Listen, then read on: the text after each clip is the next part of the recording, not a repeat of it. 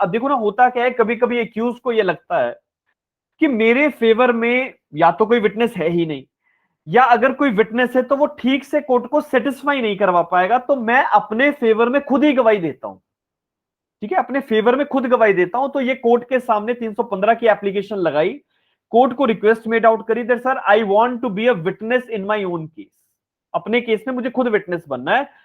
Court इसकी application को मान लिए अलाउ कर देता है। ठीक है, वंस ही इज अलाउड, तो ऑन ओथ इसका स्टेटमेंट रिकॉर्ड किया जाएगा। ठीक है, इसका स्टेटमेंट रिकॉर्ड किया जाएगा, मतलब जो नॉर्मल तरीका हमारा विटनेसेस की स्टेटमेंट रिकॉर्ड करने का वही होगा कि इसका चीफ एग्जामिनेशन होगा, जो डिफेंस के काउंसिल करेंगे, या जो भी स्टेटमेंट ये कोर्ट के अंदर देना चाहता है, ऑपोजिट पार्टी इसको क्रॉस कर सकती है, सेम वही प्रोसेस। फिर हम देखते हैं कि इसकी स्टेटमेंट में कितनी रिलायबिलिटी है कितनी नहीं। लेकिन लेकिन देखो, है तो एक्यूज ही ना, यस और नॉट। अब एक्यूज को बहुत सारे ऐसे क्वेश्चंस पूछे जा सकते हैं जिनका जवाब देने में ये सक्षम ना हो। ठीक है, he is not competent to answer certain questions while his examination. Are you getting me? आप जब देखो ना, सिंपल सी बात है, एक व्यक्ति जिसने ऑफेंस किया, मर्डर का ऑफेंस किया, कोर्ट के अंदर वो खुद चला गया, कहते हैं कि सर मैं अपनी गवाही देना चाहता हूं, 315 की एप्लीकेशन लगा दी कोर्ट के सामने, कोर्ट ने उसकी एप्लीकेशन अलाउ करी, कोर्ट ने कहा कि चलो गवाही दो, जो भी आप बोलना चाहते हैं स्टेटमेंट मेड आउट करें। तो वो जो नरेट करना चाहता है कोर्ट के सामने ऑन ओथ नरेट कर देगा। लेकिन जब ऑपोजिट पार्टी उसको क्रॉस करने के लिए आएगी, तो डेफिनेटली उसको इंक्रिमिनेटिंग क्वेश्चन पूछने की कोशिश करेंगे। ठीक है, डिफेंस का मतलब क्या है? एक्यूज कह रहे हैं कि मैंने ऑफेंस नहीं किया है, ये डिफेंस है, यस और नॉट, ये चीज समझिए। ठीक है, एक्यूज कह रहे हैं मैंने ऑफेंस नहीं किया, इसीलिए वो स्टेटमेंट मेड आउट कर रहा है कोर्ट के अंदर। ठीक है, इसीलिए इसने कॉम्पिटेंट विटनेस बनने की एक एप्लीकेशन मेड आउट करी, और ये कह रहे हैं कि सर मैंने ऑफेंस नहीं किया। लेकिन पब्लिक प्रोसिक्यूटर जब क्रॉस करेंगे, तो वो तो कहीं ना कहीं से कोशिश करेंगे ना कि ये अपनी स्टेटमेंट पे रिट्रैक्ट कर जाए, will try to do that. और स्वाभाविक है, possibilities are there and probabilities are there कि ये व्यक्ति कुछ एक सवालों का जवाब देते समय अपने आप को कंफर्टेबल महसूस ना करे, क्योंकि अगर इसको लगता है कि अगर मैं ऐसे सवालों का जवाब दूं तो शायद मैं कहीं अपने ही केस में फंस ना जाऊं, पॉसिबिलिटीज आर देयर। तो 315 के अंदर सेफ गार्ड्स भी साथ में रखें, स्पेशली जब एक्यूज खुद विटनेस बन के कोर्ट के अंदर अपना डिफेंस ले रहा हो, सेफ गार्ड्स भी है। तो पढ़ते हैं जरा सेफ गार्ड्स क्या है, फिर उसके बाद आगे की बात करते हैं। Just take out 315 and see that what is the beauty of this provision. ठीक है, एक एक देखते जाइएगा। Next clause number B, his failure to give evidence, अगर ये गवाही में कुछ एविडेंस ना दे पाए ठीक ठाक, shall not be made subject to any comment by any of the parties or by the court, or give rise to any presumption against himself or any person charged with him at the same trial। ठीक है, same trial में इसके साथ अगर कोई व्यक्ति accused था, उसके केस में हम यूज नहीं कर पाएंगे अगर ये किसी चीज का जो स्टेटमेंट ये दे रहा है उसको प्रॉपरली कोर्ट में एस्टेब्लिश ना कर पाए, तो कोई भी पार्टी कोई कमेंट ना करे। ठीक है, कोई भी पार्टी कोई कमेंट ना करेगा, मतलब समझ रहे हैं आप लोग कि नॉर्मली हम क्या कहते हैं कि अगर एक विटनेस, ध्यान से सुनते जाओ, ठीक है, सब एविडेंस एक्ट का खेल।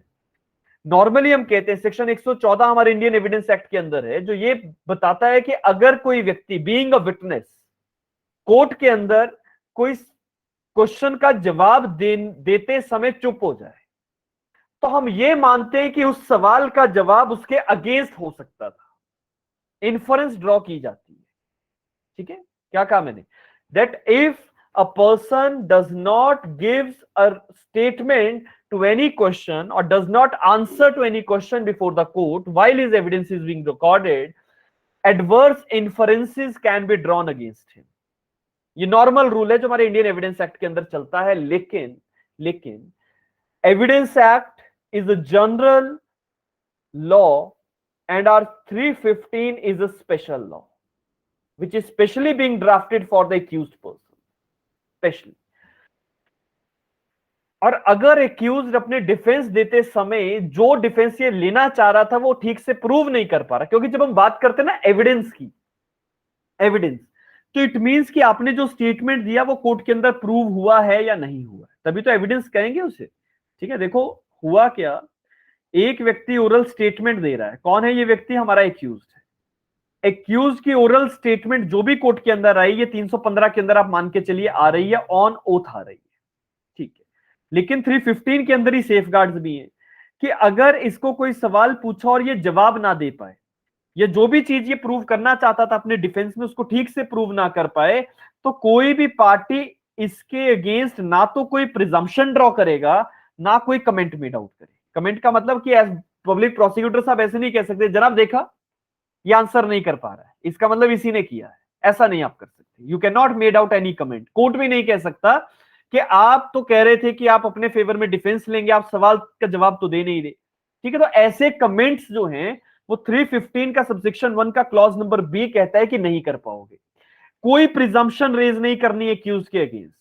वो सवाल का जवाब नहीं दे पा रहा, कोई बात नहीं, कोई प्रिजम्पशन रेज मत करो किसी ने ऑफेंस किया हो। these are the certain safeguards which are being given to the accused under 315। 315 की एप्लीकेशन कब हो रही है? कि जब डिफेंस एविडेंसेस की स्टेज पे एक्यूज अपने फेवर में खुद डिफेंस लेना चाहता है, वो खुद कॉम्पिटेंट विटनेस बनकर कोर्ट के सामने आना चाहता है, तो क्या करना पड़ेगा? एक रिटर्न एप्लीकेशन, ठीक है, एक रिक्वेस्ट मेड आउट करनी पड़ेगी राइटिंग में। किसके सामने? कोर्ट के सामने।